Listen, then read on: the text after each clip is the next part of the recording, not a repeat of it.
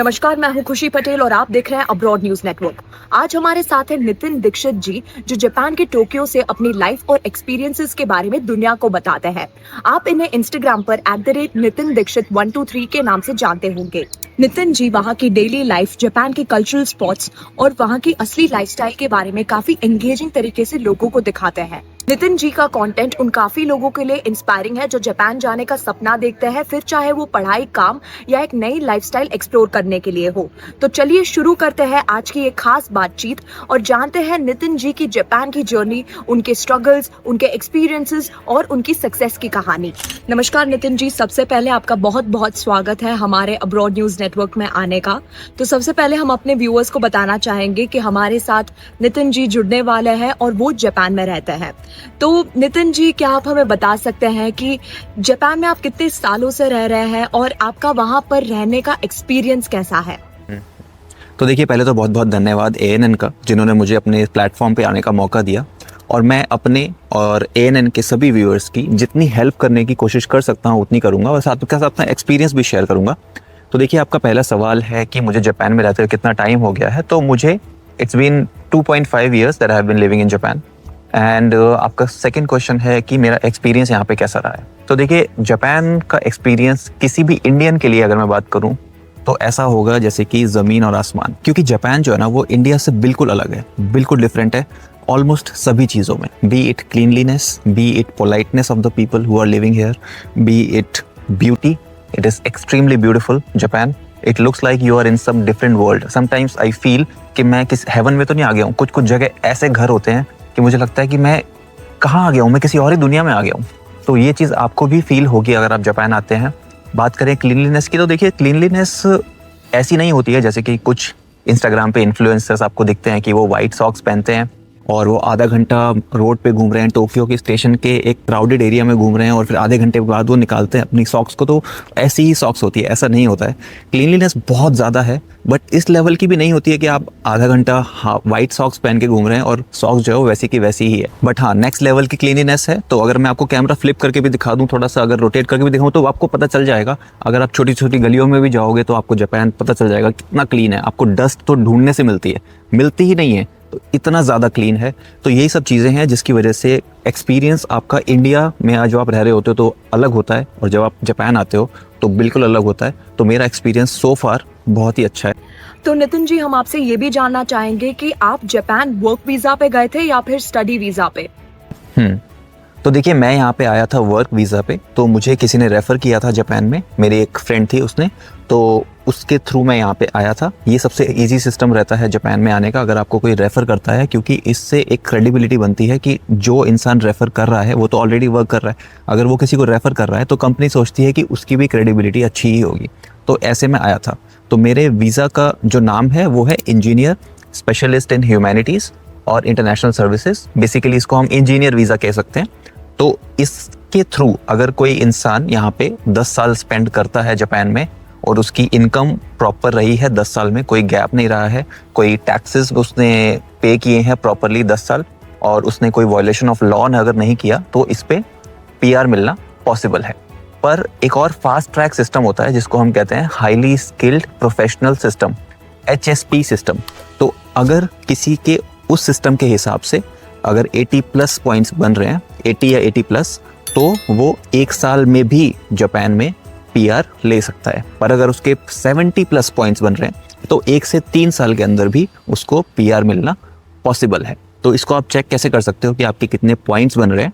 तो एक होता है japanprcalculator.com, वहाँ पे आप जाके देख सकते हो। वहाँ पे वो आपसे पूछेगा कि आपकी सैलरी कितनी है, आपकी एज कितनी है, आपका एक्सपीरियंस कितना है, आपके पास JLPT कौन सा सर्टिफिकेशन है, ये कुछ डिटेल्स पूछेगा और उसके बेस पे वो आपको कैलकुलेट करके बता देगा कि आपके 70, 80, 50 जितने भी पॉइंट्स बन रहे हैं। तो अगर आपके पॉइंट्स 80+ है तो आप 1 साल में वीज़ा ले सकते हो, अगर 70+ हैं तो 1 से 3 साल के अंदर, अदरवाइज आपका 10 साल आपको वेट करना पड़ेगा। तो नितिन जी, क्या आप हमारे व्यूअर्स को बता सकते हैं कि जापान में लाइफस्टाइल कैसी है और डेली लाइफ की सबसे ज्यादा इंटरेस्टिंग चीज आपको क्या लगती है? तो देखिए, जापान का लाइफस्टाइल एकदम डिसिप्लिन्ड और ऑर्गेनाइज्ड है। आप चाहे कन्वीनियंस स्टोर पे जाओ, आप मेट्रो स्टेशन पे जाओ, आप बस स्टेशन पे जाओ, आप किसी भी डिपार्टमेंट स्टोर पे जाओ, सारी चीज़ें एकदम ऑर्गेनाइज्ड हैं, रूल्स के हिसाब से हर कोई चलता है। कोई यहाँ पे किसी को लाइन तोड़ के आगे नहीं बढ़ जाता है। जैसे कि अगर मेट्रो स्टेशन पे हम जा रहे हैं और ट्रेन आई तो हम पहले वेट करेंगे कि बाकी लोग जो निकलना चाहते हैं वो निकल जाएं, तभी हम एंटर करेंगे। आज तक मैंने कभी नहीं देखा 2.5 साल में कि लोगों के निकलने से पहले कोई अंदर घुस रहा है। तो लोग प्रॉपर रूल फॉलो करते हैं। जबकि मैं एक बार राजीव चौक पे था, तो क्योंकि मेरा माइंडसेट ऐसा हो गया था कि हाँ, पहले लोगों को बाहर आने देना है फिर अंदर जाने देना है। बट मैं दिल्ली में राजीव चौक में था, तो मुझे लगा हाँ मैं यही फॉलो करूँगा। बट मैंने ये फॉलो किया, मुझे लोग धक्का मार के आगे निकल गए और वो घुस गए। तो मुझे लगा यार कि ये चीज़ मैं इंडिया में फॉलो नहीं कर सकता, मैं चाह के भी फॉलो नहीं कर सकता। लोग धक्का मार गए और आगे घुस गए। तो लोग यहाँ पे सबसे अच्छी बात ये लगती है कि रूल्स को प्रॉपरली फॉलो करते हैं। ये कोई भी रूल नहीं तोड़ता। चाहे आप रात को 12 बजे 2 बजे भी अगर आप जाओगे और अगर रेड सिग्नल है रोड क्रॉस करने के लिए, तो यहाँ पे इंसान रुकता ही है। आपको अगर डेली लाइफ की इंटरेस्टिंग चीज़ें अगर देखनी है तो आप मेरे इंस्टाग्राम चैनल जिसका नाम है नितिन दीक्षित 123, आप उस पर जाके देख सकते हो। मैं शेयर करता रहता हूँ। और मेरा एक यूट्यूब चैनल है जिसका नाम है निक निहोंगो, NICK निहोंगो। इस पे आप जाके देख सकते हो। मैं अपनी डेली लाइफ की लॉन्ग वीडियोस यूट्यूब पे और शॉर्ट वीडियोस इंस्टाग्राम पे शेयर करता रहता हूँ। और आपका सेकंड क्वेश्चन है कि मुझे कौन सी बात सबसे इंटरेस्टिंग लगती है, तो मुझे इंटरेस्टिंग भी यही बात लगती है कि लोगों को यहाँ पे रूल्स फॉलो करना पसंद है।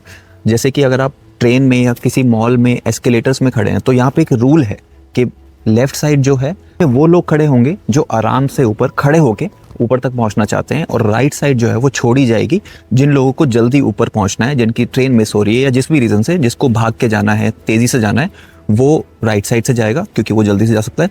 और उतरते हुए भी यही लोग फॉलो करते हैं। मैं जब सिंगापुर में था वहाँ पे भी मैंने यही नोटिस किया, इस चीज़ को फॉलो किया जाता है।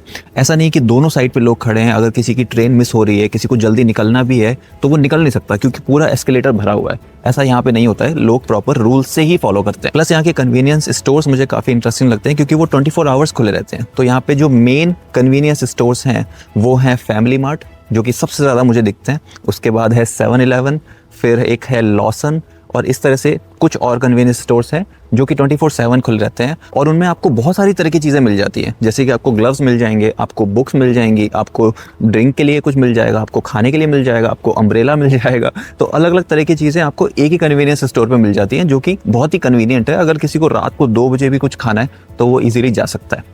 तो नितिन जी, हम आपसे ये भी जानना चाहेंगे कि इंडिया में पहले आपकी लाइफ कैसी थी और क्या रीजन था कि आपने जापान मूव होने का डिसाइड किया? तो देखिए, इंडिया में मेरी लाइफ अच्छी ही चल रही थी, ऐसा कोई प्रॉब्लम नहीं था। मैं वर्क फ्रॉम होम कर रहा था, फिर मैंने एक इंटरव्यू दिया कंपनी में, उसमें मेरा सिलेक्शन हो गया जिसमें मुझे काफ़ी अच्छा पैकेज मिल रहा था।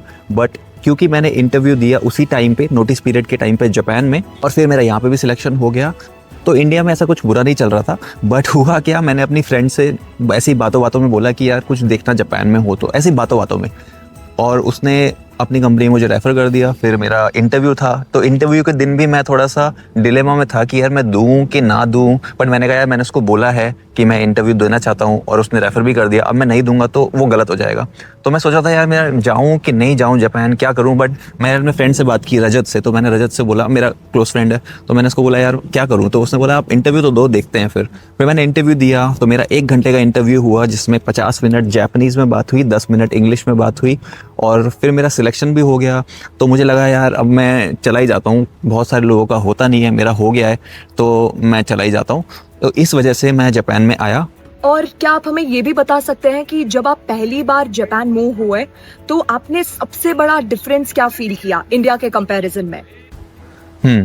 तो देखिए, जब मैं सबसे पहले जापान पहुंचा तो सबसे पहले मुझे जो डिफरेंस फील हुआ वो तो ऑब्वियसली यही था कि हर जगह जापानीज़ लिखी हुई थी। मैं एयरपोर्ट से निकला नहीं था, एयरपोर्ट से अंदर मैं ट्रेन स्टेशन की तरफ जब जाने लगा तो मुझे लगा यार ट्रेन स्टेशन कौन सा है, तो देखा तो वहाँ पे तेत्सुदो लिखा हुआ था। तो मुझे समझ में आ गया भाई अब मुझे जापान मोड में आ जाना चाहिए, क्योंकि अब सब कुछ यहाँ जापानीज़ में ही लिखा हुआ मिलेगा। तो फिर मैं ट्रेन की तरफ गया, फिर मुझे कुछ समझ नहीं आ रहा था कि मैं अपने शेयर हाउस तक कैसे पहुँचूँ। मैं शेयर हाउस में रहता हूँ, अगर आपको वो सारी चीज़ें देखनी है तो आप मेरे नितिन दीक्षित 123 पे देख सकते हैं इंस्टाग्राम में, तो उसमें मैंने बता रखी है बहुत सारी चीज़ें। तो वहाँ पे फिर मैंने एक लड़की से पूछा कि मेरे को आप बता सकते हो कि मुझे कौन सी ट्रेन बोर्ड करनी है और कैसे जाना है। तो वो चाइनीज़ लड़की थी and she was so helpful, और उसने मुझे बिल्कुल नियरेस्ट स्टेशन तक मेरे पहुँचा के गई वो। तो मैं भी अमेज़ हो गया कि यार इतना हेल्पफुल कोई कैसे हो सकता है। और फिर मुझे स्टेशन पे ही एक तमिलियन था, वो चेन्नई से था, तो उसका नाम अशोक है, तो वो भी मुझे मिला और वो भी किसी जापानीज़ की हेल्प लेके आ रहा था। उसका भी वो पहला ही दिन था और कोइंसिडेंटली वो मेरी ही कंपनी का निकला। तो हम दोनों अपने स्टेशन पे, यानी मिनामी नागायामा स्टेशन का नाम है मेरा, हम दोनों वहाँ मिले। तो हमने एक दूसरे को देखा तो ऐसे इशारा किया कि इंडियन, हाँ इंडियन। बोले कौन से, अच्छा कहाँ रहते हो, कहाँ जा रहे हो, बोले हाँ सेम जगह, अच्छा सेम जगह जा रहे हैं। तो मैं कहा चलो अब साथ साथ चलते हैं। तो वहाँ हम पहुँचे। फिर स्टेशन से शेयर हाउस तक जाना भी बड़ा मुश्किल हो रहा था क्योंकि कुछ समझ नहीं आ रहा था कैसे जाएं। गूगल मैप जब चलाया तो सब कुछ जैपनीज़ में था, तो दिमाग थोड़ा घूम गया था पहली बार था। तो फिर हम जाते जाते हमने एक लड़की से पूछा, उसका नाम था मिसाकी सान, मुझे अभी तक याद है, 2.5 साल हो गए, क्योंकि उसने बहुत हेल्प की थी। तो हमने उससे पूछा कि हमें ये शेयर हाउस पहुँचना है, तो आप बता सकते हो कैसे पहुँचेंगे। तो वो लड़की जो थी, जैपनीज़ लड़की थी, वो ऑफिस से आ रही थी। उसने बोला कि मेरा घर यहीं है, मुझे बस 2 मिनट के, पहली बार आयो तो मैं तुम्हें छोड़ के आती हूँ। तो वो जैपनीज़ लड़की अपने घर गई। फिर वो हमारे लिए 2 कॉफ़ी लाई, कॉफ़ी के कैन। उसने बोला तुम लोग थक गए होगे फिर उसने हमें कॉफ़ी के कैन दिए और साइकिल लेके आई थी वो। फिर हमें वो शेयर हाउस तक लेके गई। फिर हमारी चाबी ढूंढवाई कैसे हम शेयर हाउस के अंदर एंटर करेंगे। जब हम एंटर किए उसके बाद वो बोलती ठीक है हो गया, बोले हाँ। फिर वो चली गई। तो मतलब इतनी ज़्यादा हेल्प कैसे कोई कर सकता है। मैं इतना शॉक में था और मेरे साथ जो तमिलियन था वो भी शॉक में था कि यार यहाँ तक वो हमें छोड़ने आई थी रात को। तो वेरी हेल्पफुल पीपल। तो लोग इंडिया में भी पोलाइट होते हैं, बट इस हद तक कोई हेल्प नहीं करता कि वो बिल्कुल आपको जहाँ जाना है बिल्कुल वहीं तक छोड़ के आए। तो पहले दिन ही मुझे 2 लोग ऐसे मिले जो बिल्कुल जहाँ तक मुझे जाना था वहीं तक छोड़ के आए, इतनी दूर तक। तो मैं शॉक था ये। नितिन, अभी आप वहाँ क्या काम करते हो और रफली महीने की इनकम कितनी होगी? आप कुछ सेविंग्स कर पाते हो या नहीं? तो देखिए, मैं जो काम करता हूँ वो एक ऑफिस बेस्ड रोल है जो कि मेरे इंजीनियर वीज़ा की कैटेगरी के अंदर ही आता है। तो मेरा काम मेनली प्रोफेशनल और स्किल बेस्ड है, जिसमें प्रोजेक्ट्स और डेली टास्क को हैंडल करना होता है। तो इनकम की बात करें तो सैलरी जनरली स्टेबल होती है जापान में, बट एक्सपेंसेस भी काफ़ी होते हैं, जैसे कि रेंट हो गया, फूड हो गया, बहुत सारे एक्सपेंसेस होते हैं, ट्रैवलिंग हो गया। स्टिल अगर आप अपने एक्सपेंसेस मैनेज करें तो सब कुछ मैनेजेबल हो जाता है, इतना ज़्यादा इशू नहीं आता है। सेविंग्स देखो डिपेंड करता है पर्सन टू पर्सन।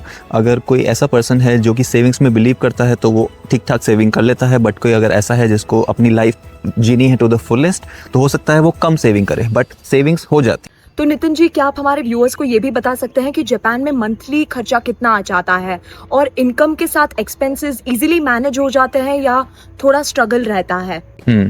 तो देखिए, जापान का मंथली खर्चा कितना आ जाता है, अगर मैं सिर्फ अपनी बात करूं तो मेरा रेंट है 70,000 और मेरा जो फूड एक्सपेंसेस हैं वो अराउंड 30,000 है। मैं जब भी घर पे बनाता हूँ खाना तो मैं वेजिटेरियन ही खाता हूँ, और वेजिटेरियन फूड जापान में महंगा है, तो मुझे थोड़ा सा ज़्यादा एक्सपेंसेस हो जाते हैं। तो मैं क्या करता हूँ, मैं ऑर्डर कर लेता हूँ। अंबिका एक स्टोर है यहाँ पे, सबसे ज़्यादा फेमस है, तो मैं ऑनलाइन अंबिका से इंडियन फूड ऑर्डर कर लेता हूँ। मैं सबसे ज़्यादा इंडियन फूड ही खाता हूँ अपने घर पे। बहुत सारे लोग हैं जिनको बाहर जाके जैपनीज़ खाना पसंद है, तो उनका एक्सपेंसेस और ज़्यादा हो जाता है क्योंकि बाहर खाना एक्सपेंसिव है बहुत ज़्यादा। तो मेरा एक्सपेंसेस आप मान के चलो अराउंड 30 to 40,000 है, अगर कभी कभी बाहर भी खाया तो। रही बात ट्रांसपोर्ट की, तो ट्रांसपोर्ट का कवरेज मेरी कंपनी देती है। जो भी मेरा मंथली एक्सपेंस होता है वो कंपनी मुझे दे देती है, तो उसका मुझे नहीं लगता है।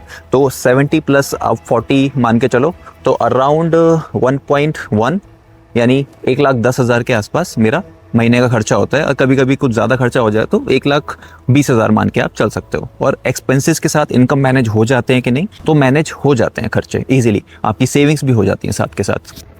तो नितिन जी, जब आप पहली बार जापान आए थे तो आपको सबसे बड़ी प्रॉब्लम्स क्या आई थी? कौन सी ऐसी सिचुएशन थी जो आपको बहुत चैलेंजिंग लगी और आपने कैसे उस सिचुएशन को हैंडल किया? तो क्या आप हमें एक रियल लाइफ एग्जांपल दे सकते हैं? तो देखिए, सबसे ज़्यादा बड़ी जो प्रॉब्लम सब लोगों को आती है जापान में आने के बाद, वो होती है जापानीज़ लैंग्वेज की। तो जब अगर मैं अपना इंसिडेंट आपके साथ शेयर करूं, तो जब मैं जापान आया था और मुझे फर्स्ट डे, जैसे मैंने आपको बताया मेरे साथ एक तमिलियन लड़का था अशोक, तो हम दोनों को, हम सेम ही ऑफिस में थे, तो हमने जब पहले दिन ऑफिस जाना था तो हम लोग ऑफिस पहुंचने में बहुत हमें टाइम लग गया और हम गलत ब्रांच में चले गए जहां हमें नहीं जाना था। हम हेडक्वार्टर्स में चले गए अपनी कंपनी के, जबकि हमें एक ब्रांच में जाना था, और वो दोनों 10-15 मिनट के ही डिफरेंस पे थी, एक ही जगह पे थी। इसलिए हमें लगा इस पे जाना है कि इस पे जाना है, एक ही स्टेशन पे उतरना था, तो हम लोग उतर के गलत पे चले गए। So that all happened because of Japanese language issue, क्योंकि हमें सारी कांजी लिखी थी, हमें समझ नहीं आ रहा था किस पे जाना है, कौन से पे जाना है। तो देखिए, सबसे बड़ी प्रॉब्लम यही आएगी आपको जापानीज़ लैंग्वेज की। तो ये सब चीज़ें मैं अपने निक निहोंगो जो कि है यूट्यूब चैनल, उस पर भी शेयर की है मैंने सारी चीज़ें, आप जाके देख सकते हो। और मैं आगे भी वीडियोस उस पर लॉन्ग बनाता रहता हूँ कि क्या चैलेंजेस आते हैं और क्या अच्छी बातें होती हैं जापान में। सब चीज़ें आपको वहाँ पे डिटेल में पता चलती रहेंगी, क्योंकि ना बहुत सारे कंटेंट क्रिएटर्स ना जापान को ऐसा दिखाते हैं जो लोग देखना चाहते हैं, मतलब कई चीज़ों को एग्जैजरेट करते हैं। तो मुझे लगता है कि आप उन लोगों को देखो जो आपको सच दिखा रहे हैं, हमको सच देखना है। तो उस एपिसोड के बाद मुझे समझ में आ गया कि यार जापानीज़ एटलीस्ट ट्रेन के नाम, स्टेशन के नाम हमें अच्छे से देखने ही पड़ेंगे। तो फिर मेरा एक फ्रेंड था जापानीज़, मैंने उससे बोला है कि यार आप लोग कौन सी ऐप यूज़ करते हो अपने स्टेशन तक पहुंचने के लिए, या फिर जो ट्रेन सिस्टम को पूरा जानने के लिए, कौन सी ट्रेन कब आएगी कब नहीं आएगी। तो उन्होंने बोला कि हम ये वाले यूज़ करते हैं। तो मैंने भी फिर उसी ऐप को मैंने एक बार खोला, अच्छे से समझा उस ऐप को, और अब मुझे कोई भी ट्रेन में प्रॉब्लम नहीं होती। बट हाँ, स्टिल कुछ स्टेशंस होते हैं अगर आप, जिसमें जापानीज़ लोग भी कंफ्यूज हो जाते हैं। जैसे कि शिंजुकू स्टेशन है, बोला जाता है कि उसमें 200 एग्जिट्स हैं उस स्टेशन में। 200 मतलब कितना ही एक्सपीरियंस इंसान हो वो वहाँ पे कंफ्यूज हो ही जाएगा। जापानीज़ लोग भी घूमते रहते हैं यार, हम कहाँ से निकलना है, कहाँ जाना है। और उस स्टेशन पे तो मूवी भी बनी थी, शिंजुकू स्टेशन। तो फिर आप अगर कोई भी चैलेंज फेस करते हो, अगर आप उस पर थोड़ा टाइम दे देते हो तो उस चैलेंज को ओवरकम कर सकते हो। और नितिन जी, आपको एक बेटर लाइफ के लिए क्या क्या सैक्रिफाइस करना पड़ा? फैमिली, कंफर्ट या और कुछ? तो देखिए, बेटर लाइफ के लिए क्या क्या सेक्रीफाइस करना पड़ा मुझे। सबसे पहले जो सेक्रीफाइस करना पड़ा वो है फैमिली का, क्योंकि फैमिली इंडिया में रहती है, मैं यहाँ पे रहता हूँ, और बहुत ही ज़्यादा मुश्किल हो जाता है कई दिनों में जब बहुत ज़्यादा याद आती है फैमिली की। तो उस टाइम पे बड़ा मुश्किल लगता है कि यार जापान, इससे अच्छा मैं इंडिया ही चला जाता हूँ। हर बार ये थॉट आता है हो गया, क्योंकि 18,000 येन मतलब अराउंड 12,000 रुपीज़, तो बड़ा मुश्किल हो जाता है कैब्स को बुक करना यहाँ पे। वो चीज़ें आई थिंक मैंने सेक्रीफाइस की हैं। और हम आपसे ये भी जानना चाहेंगे कि जापान में इंडियन कम्युनिटी कैसी है? क्या वहाँ पर अपने लोग आसानी से मिल जाते हैं? और इंडियन फूड का कैसे सिस्टम है? एज इन, आपको खाना आसानी से मिल जाता है या ढूंढने में थोड़ी डिफिकल्टीज का सामना करना पड़ता है? तो इंडियन कम्युनिटी देखिए अच्छी लगती है सबको। अपने देश के लोग हम जब देखते हैं तो सबको अच्छा ही लगता है। जब चाइनीज़ लोग चाइनीज़ को देखते हैं उनको अच्छा लगता है, कोरियन लोग कोरियंस को देखते हैं उनको अच्छा लगता है, जब अमेरिकन को देखते हैं, तो हर एक को जब अपने देश का कोई पर्सन दिखता है तो उनको अच्छा ही लगता है। बट ये मैंने ऑब्जर्व किया है कि जैसे कोई इंडियन अगर दूसरे इंडियन को देख रहा है, तो देखा है मैंने, ऑब्जर्व किया है कि लोग ग्रीट नहीं करते हैं एक दूसरे को। हालांकि उनको देख के अच्छा लगता है कि यार हाँ, कोई हमारे देश का ही यहाँ पे रह रहा है तो अच्छी बात है, बट कोई ग्रीट नहीं करता है। कभी कभी मेरे साथ भी ऐसा हुआ है कि कोई वहाँ से आ रहा है, मैं यहाँ से जा रहा हूँ, तो अगर मैंने यूँ कर दिया तो उसने ऐसे करके ऐसे कर लिया, शायद उसने देखा नहीं देखा, तो ऐसा कई बार हो जाता है। तो फिर इस चीज़ को देख के दूसरा पर्सन भी सोचता है कि यार लगता है किसी को ग्रीट करना ही नहीं चाहिए अपने देश के बंदे को। बट जो भी लोग आना चाहते हैं, आने वाले हैं, तो उनसे मैं बोलूँगा कि यार अपने कंट्री का कोई पर्सन दिखता है तो उसको ग्रीट करो। कोई बात नहीं, हम बात नहीं कर रहे हैं बहुत देर तक, बट एटलीस्ट एक ग्रीट बनता है। तो हाँ, इंडियन कम्युनिटी लोग मिल जाते हैं, बट जहाँ मैं रहता हूँ, मैं चिबा में हूँ, तो यहाँ पे नहीं मिलते हैं। मैं मिनामी नगारियामा स्टेशन के पास रहता हूँ, तो यहाँ पे नहीं मिलते हैं। तो उसके लिए आपको निशिकासाई जाना पड़ता है। तो वहाँ पे बहुत ज़्यादा इंडियंस रहते हैं, अराउंड 7,000 to 8,000 इंडियंस रहते हैं वहाँ पे। तो अगर कोई इवेंट भी होता है, इंडियन इवेंट, जैसे दिवाली हो गया और गणेश चतुर्थी हो गया, जन्माष्टमी हो गया, तो ये सारे इवेंट्स निशिकासाई में ही सबसे ज़्यादा सेलिब्रेट किए जाते हैं। तो अगर आप कोई ऐसे हो जिनको ऐसे एरिया में रहना है जहाँ पे सारे इंडियन इवेंट्स भी हों, इंडियंस भी हों, तो आप निशिकासाई में देख सकते हो घर। बट वहाँ पे रेंट बहुत ही ज़्यादा एक्सपेंसिव है। पहली बात तो आपको घर मुश्किल ही मिलेगा, बट अगर मिलेगा तो रेंट बहुत ज़्यादा है वहाँ पे। 1.5 लाख, 1.4 लाख, कभी कभी तो 2 लाख तक भी जाता है पर मंथ। वो पर्सन टू पर्सन डिपेंड करता है कि आपको वहाँ पे रहना है नहीं रहना है। बाकी रही बात इंडियन फूड की, तो इंडियन फूड मैनेज हो जाता है जैसे कि मैंने आपको बताया, बट बहुत एक्सपेंसिव रहता है। हम रोज़ रोज़ जाके नहीं खा सकते, तो बेटर है कि आप कुकिंग सीख के यहाँ पे आओ, ताकि आप सेल्फ डिपेंडेंट रहो। ऑर्डर कर लो अंबिका से या कहीं से भी, और फिर अपना घर पे बनाओ। तो नितिन जी, अब एक बड़ा सवाल आपके लिए।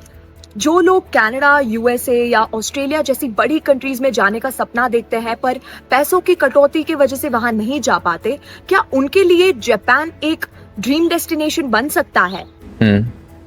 तो देखिए, कनाडा, ऑस्ट्रेलिया, यूएस, जिन कंट्रीज़ की आपने बात की, ये बहुत ही अच्छी कंट्रीज़ हैं। यहाँ पे भी आपको क्लीनलीनेस बहुत ही अच्छी मिलेगी, चीज़ें बहुत अच्छी मिलेंगी, जो खाने की क्वालिटी है, चीज़ों की क्वालिटी है, बहुत अच्छी मिलेगी। But I think what makes Japan different is the politeness of the people who are living here. So Japanese people जितना पोलाइट आपको कोई नहीं दिखेगा। अब जैसे मैं वीडियो शूट कर रहा हूँ और यहाँ पे अभी कोई निकला, तो और अगर कोई कंट्री होती तो हो सकता है वो ऑब्जेक्शन उठा देते कि यार आप यहाँ पे वीडियो की शूट कर रहे हैं, क्योंकि मेरे शेयर हाउस में कुछ अमेरिकन्स रहते हैं, कोई इटालियंस रहते हैं, तो मैं देखता हूँ कि वो ऑब्जेक्शंस उठाते हैं कई चीज़ों पे। जैसे मेरे शेयर हाउस में एक ब्राज़ीलियन था, तो उसने ऑब्जेक्शन उठाया कि आप ये इंडियन मसाले कम बनाओ। मुझे नहीं बोला, एक मेरा इंडियन मेट है तो उसको बोला कि यार आप ये मसाले कम यूज़ करो, क्योंकि मैं मसाले कंट्रोल नहीं कर पाता, मैं मसाले बर्दाश्त नहीं कर पाता हूँ। बट ये किसी भी जापानीज़ पर्सन ने ये क्वेश्चन नहीं उठाया। तो मेरे हिसाब से जो इंसान कनाडा, ऑस्ट्रेलिया, यूएस में रह चुका है, तो और अगर वो जापान आता है तो वो जापान को बहुत ज़्यादा मिस करता है। आप जो भी इंसान जापान आया है और वहाँ से चला गया है, आप एक बार उनसे पूछना कि यार जापान कैसा था, तो वो आपको बताएंगे कि मेरा वहाँ से आने का मन ही नहीं कर रहा था, कि लोग इतने अच्छे हैं यहाँ पे। बट अगर कोई इंसान जापान में रह चुका है तो उसके लिए इन कंट्रीज़ में जाके या किसी और कंट्री में जाके रहना मुश्किल है, क्योंकि जिस लेवल की पोलाइटनेस जापान में है, रूल्स को जिस हिसाब से लोग यहाँ फॉलो करते हैं, वो चीज़ें आपको दुनिया में कहीं नहीं मिलेंगी।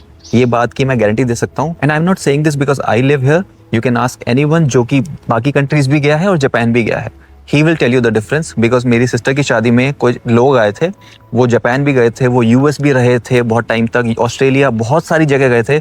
और जब वो मिले मुझसे और उन्होंने बोला आप जापान में रहते हो, और उन्होंने मुझे खुद बताया कि यार हम इतनी सारी कंट्रीज में रह चुके हैं बहुत लंबे टाइम तक, बट जो हमारा एक्सपीरियंस जापान का था ना, वो हमें किसी भी कंट्री में नहीं मिला। तो आई थिंक आप भी अपना करियर किसी और कंट्री में ना बना के यहाँ भी बना सकते हो, but the condition is that you should know Japanese. So make sure that you study enough Japanese. मतलब JLPT के लेवल होते हैं N5, N4, N3, N2, N1, तो एटलीस्ट आप N4 करके ही आइए ताकि आप बेसिक कम्युनिकेशन यहाँ पे कर सके। प्लस इसके बाद अगर आपको कुछ और क्वेश्चंस हैं जापान की लाइफस्टाइल को लेके, सैलरी को लेके और किसी भी चीज़ तरह के क्वेश्चंस हैं, तो आप मेरे इंस्टाग्राम पे नितिन दीक्षित 123 पे जाके आप मुझे फॉलो करके वहाँ पे मैसेज कर सकते हैं। प्लस अगर आपको इंस्टा पे नहीं करना है, अगर आप यूट्यूब ज़्यादा यूज़ करते हो, तो निक निहोंगो करके चैनल है, NICK निहोंगो, निहोंगो मीन्स जापानीज़, तो उस पर आप जाके वहाँ मुझे फॉलो करके आप वहाँ पे कमेंट कर सकते हैं। मैं ज़रूर से ज़रूर कोशिश करूँगा कि आपका रिप्लाई करूँ। जी, आपका बहुत बहुत धन्यवाद हमारे साथ जुड़े रहने के लिए। आई एम श्योर इस बातचीत से काफी सारे लोगों को नई इन्फॉर्मेशन मिली होंगी जो उनके लिए काफी यूजफुल रहेगी। तो अगर आपको हमारी ये वीडियो पसंद आई तो हमारे इस चैनल को सब्सक्राइब करें और वीडियो को लाइक और शेयर करें। धन्यवाद।